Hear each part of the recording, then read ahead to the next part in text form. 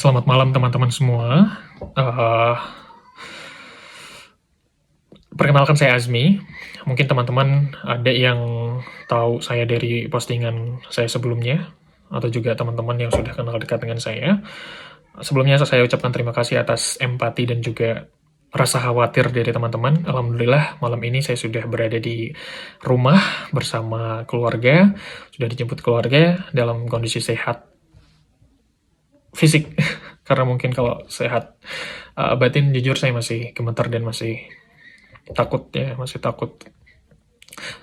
Eh, Juga saya membuat video ini untuk mengklarifikasi beberapa hal dan juga mengkonfirmasi beberapa hal sekaligus menjelaskan kronologi dari point of view saya supaya tidak ada asumsi-asumsi liar di luar sana yang menyudutkan beberapa pihak, dan juga barangkali harapannya bisa menjadi atensi pihak-pihak terkait.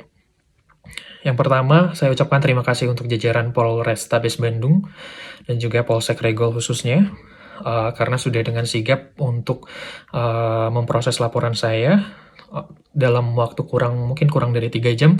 Alhamdulillah sekarang aset saya, motor, STNK, juga satu buah HP Android sudah berhasil diamankan di Polsek Regol untuk dijadikan sebagai barang bukti, dan juga pelakunya sudah tertangkap dan tadi sempat bertemu dengan saya, yang mana saya merasa lega, tetapi di satu sisi saya merasa khawatir dan takut karena dikhawatirkan mereka gimana-gimana ke depannya, seperti itu. Kemudian untuk kronologisnya sendiri, itu saya pulang kerja seperti biasa, sekitar jam 5 lebih beberapa menit dari kantor, dan itu adalah jalan yang biasa saya lewati, Jalan Bancai, di depan gym tempat saya nge-gym juga, di tempat di situ. Nah, di situ saya berkendara seperti biasa. Bahkan sebelum itu saya juga sempat barengan dengan teman saya untuk berkendaranya. Namun tiba-tiba ada orang asing yang manggil A, katanya gitu. A. Kemudian pertama saya hiraukan karena mungkin saya salah dengar, tapi akhirnya dia nyalip motor saya dan menghadang saya gitu. Menghadang saya. Kemudian dia bilang, waktu itu pelakunya 2 orang, 1 motor yang saya ingat. Kemudian dia bilang, boleh minta waktunya sebentar. Terus saya bilang, maaf, saya sedang sakit, karena memang kondisi saya sedang sakit. Kemudian saya mau pulang, kata saya mau pulang, saya mau istirahat. Terus dia bilang, saya juga mau istirahat, katanya gitu. Jadi minta waktunya sebentar, kurang lebih seperti itu. Kemudian salah satu dari 2 orang itu ngasih data dari HP, yaitu data motor saya, plat nomornya dan lain-lain, tapi atas nama ibu saya. Padahal motor saya itu aslinya adalah atas nama saya sendiri, gitu. Dan ini mungkin poin yang harus menjadi perhatian, karena dari awal, kok bisa data sepenting itu bocor ke orang-orang tidak bertanggung jawab. Jadi mereka mengatasnamakan leasing, dan menjelaskan kalau misalnya motor saya ada tunggakan 2 bulan dengan nominal 1,9 juta. Tapi karena yang di data mereka itu adalah nama ibu saya, kemudian saya diminta untuk menelpon ibu saya menggunakan HP saya. Akhirnya saya telepon ibu saya jelaskan ini saya dicegat dan lain-lain, katanya ada tunggakan 2 bulan dan lain-lain. Saya minta struk dan lain-lain lah. Kemudian mereka memaksa saya untuk memberikan HP saya ke mereka karena mereka pikir mereka ingin menjelaskan dengan detail gitu untuk duduk perkaranya seperti apa. Akhirnya beberapa menit, itu cukup lama, 5-10 menit saya nunggu di motor, sedangkan mereka di pinggir gitu ya. Mereka di pinggir nelpon sama ibu saya. Nah, kemudian setelah itu saya diminta untuk ikut mereka dengan alasan karena saya ini nunggak 2 bulan untuk tagihan motor.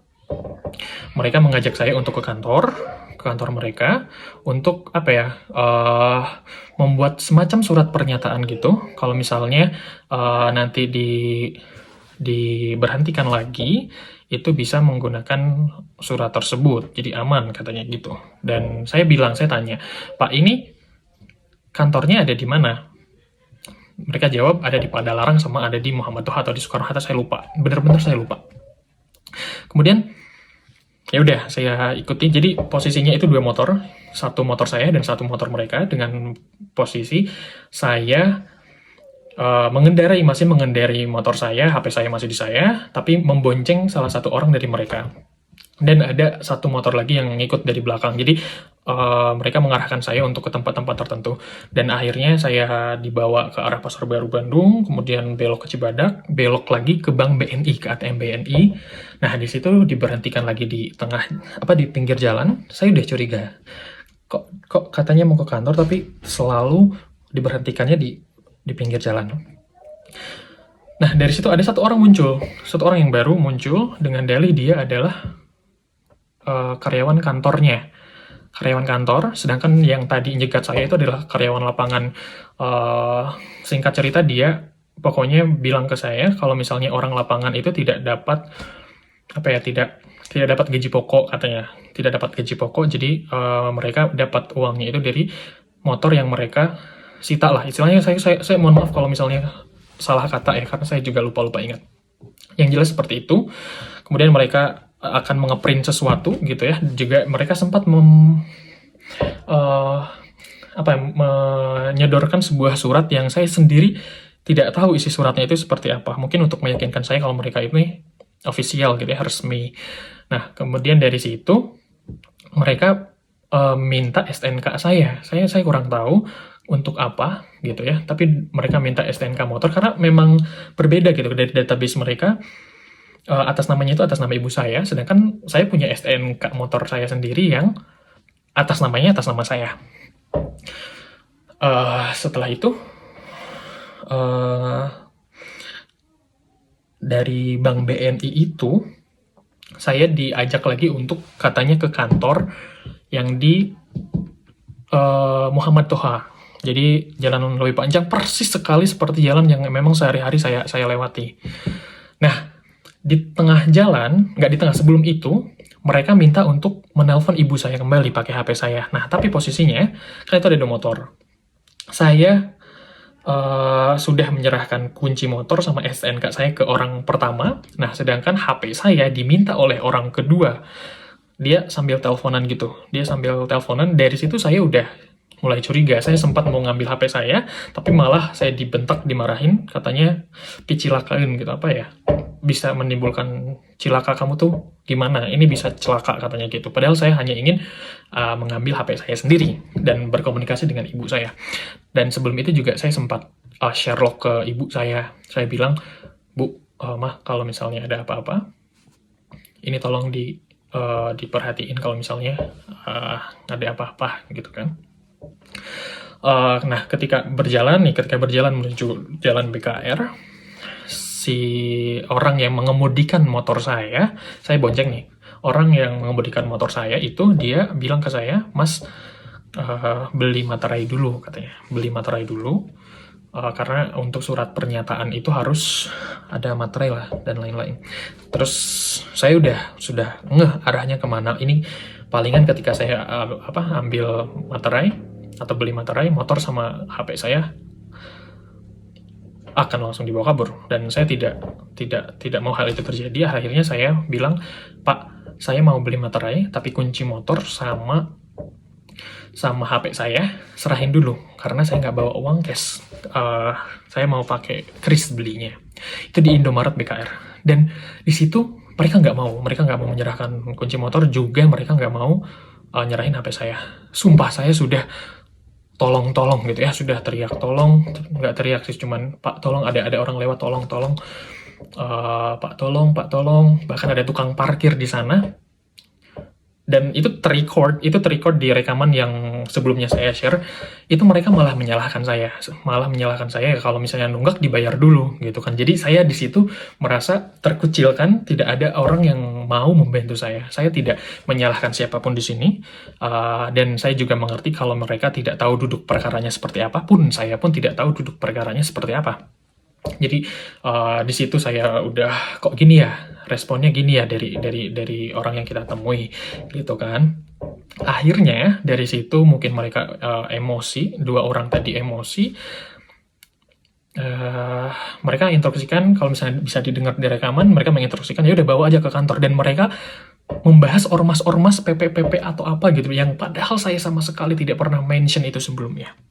Saya juga kurang paham.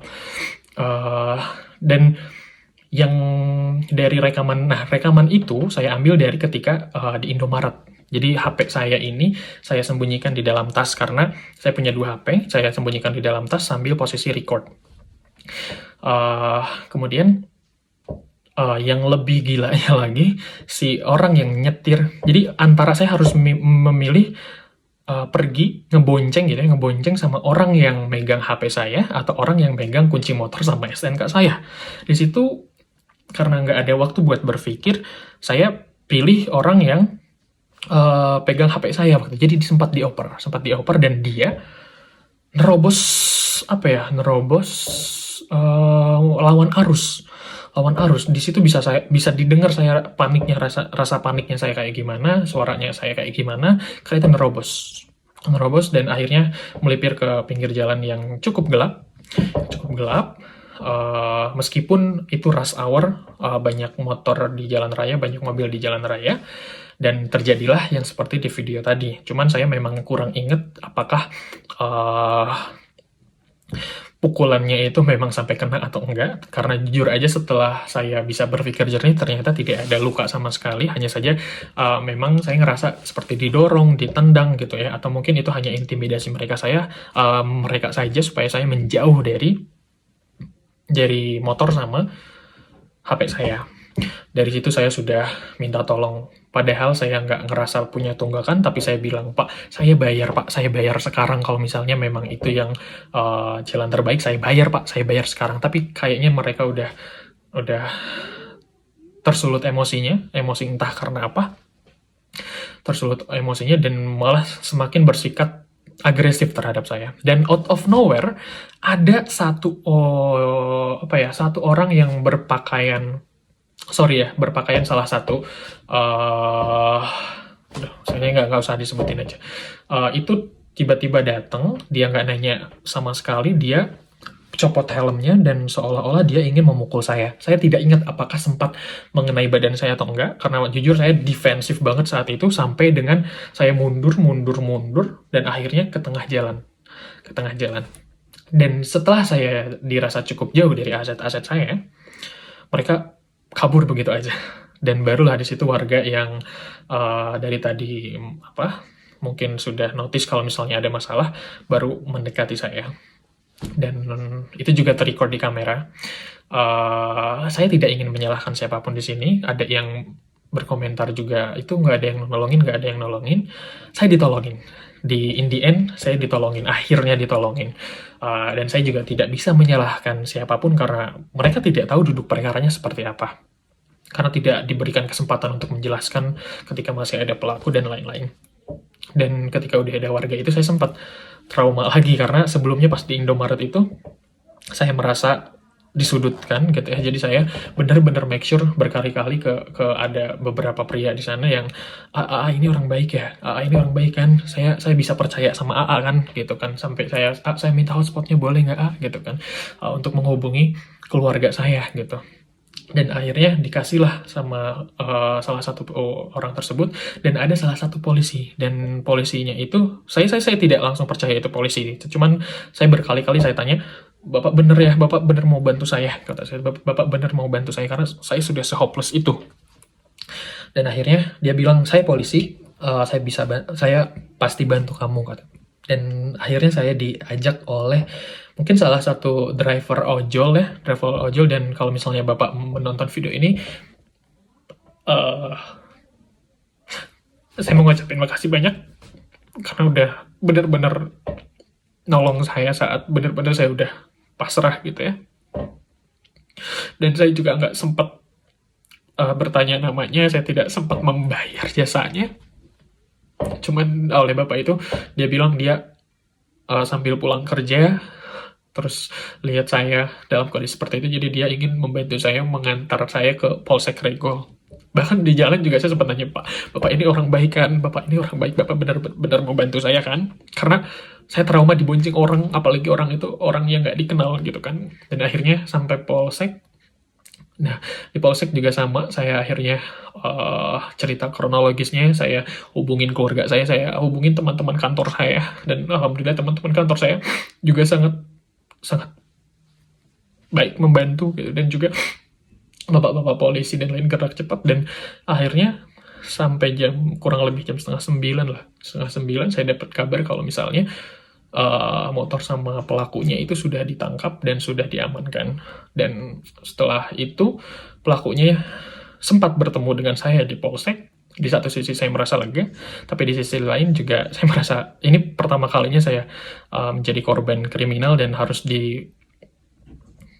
dipertemukan dengan pelaku, dan rasanya setidak nyaman itu. Rasanya ingin marah, rasanya ingin melakukan apa yang mereka lakukan ke saya, tapi di satu sisi saya juga takut ke depannya kalau misalnya saya jadi target dan lain-lain.